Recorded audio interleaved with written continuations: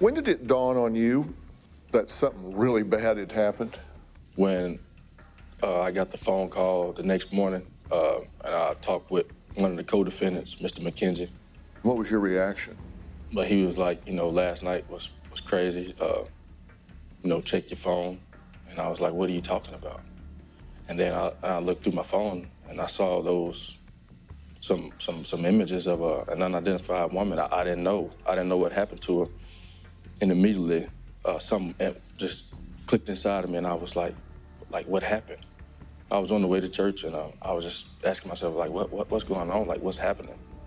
And then rumors and stuff started spreading. I didn't know what had happened. You see these images on your phone. Yes, sir. That didn't bring back any memory. No, sir. And what'd you do with those images? I deleted them immediately. Immediately. Get the hell rid of these. Yes, sir. You were ashamed of those. You wanted those gone. Absolutely. Did you take those photos? I don't recall. Like I said, I don't recall taking the photos. I didn't know how they got there.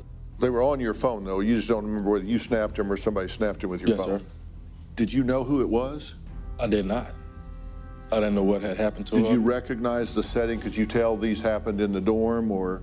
I knew the place looked familiar, but I didn't know who the woman was in the phone. I didn't recall anything. And I immediately deleted them.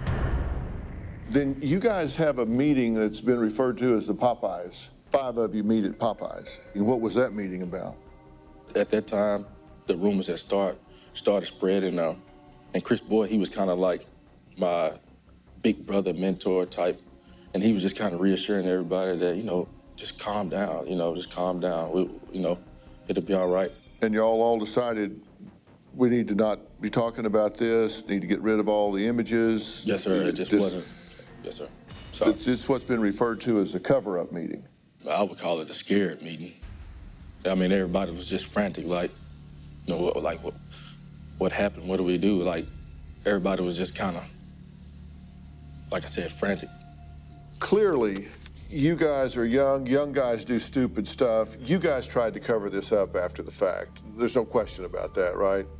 Yes, sir. You tried to bury, you tried to get rid of all the evidence and hope this didn't come to light. Yes, sir. You guys were scared, you were panicked, you were saying, look, everybody needs to keep their mouth shut, get rid of all these images, get rid of all these videos. We need to keep our mouth shut and hope this thing doesn't blow up on us. It's true. When you first talked to the police, you lied to them. I did. Who did you make the statement, they say I raped some bitch? Who did you make that statement to? I don't recall who that was. Maybe a text message to my girlfriend at the time, maybe. It's an interesting choice of words, some bitch. Because you're saying, that's not me. I'm watching myself on tape, that's not me, that's out of character, that is not me, I was not raised that way, my mother didn't raise me that way. Yes, sir. Not some girl, they're saying I raped some bitch. Yes, sir. Tell me about that. I just think at that point, I felt everything that I had worked for started to crumble. And that was kind of the anger inside of me. I didn't know who the young lady was. Very poor choice of words, obviously. But I felt everything I had worked for crumbling, and I knew how, if it got out to my family, how disappointed they would be. And I think that word and that text message was just kind of like a resemblance of all the anger. It wasn't towards the young lady.